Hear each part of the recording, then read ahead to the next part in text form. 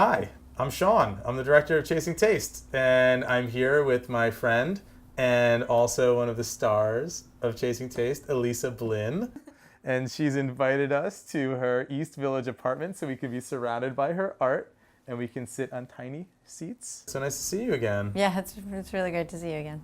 Let's talk about Pettite Orbitte because you were so gracious to volunteer her to our film, this piece of art. How did you make her? Like, tell me about her birth story. She was conceived in a brownstone, behind a brownstone in Brooklyn. And right at the end of when I finished final sanding, the pedestal I had her on tipped over and she fell. It was like one of the slow motion, like, You can't stop it from it. Watched it roll, came to a stop, big hole. I just didn't know what to do, and I sat for like 6 days. And then I just began to approach it like a doctor, clean the wound, pack it, clean it, pack it, clean it, pack it, and then finished the process. How much does it weigh? 100 pounds, 4 ounces. Oh, Yeah. That's nice. And people approach, either they touch it lightly, thinking it's a bubble, then they realize how solid it is, then they sit on it and find that there's something about this object that is lifting them.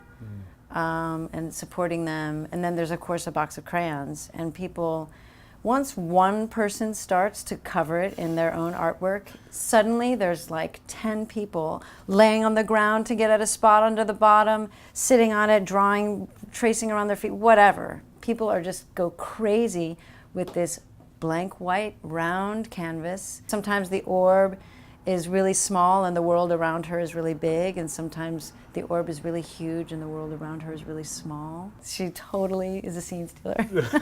That's awesome.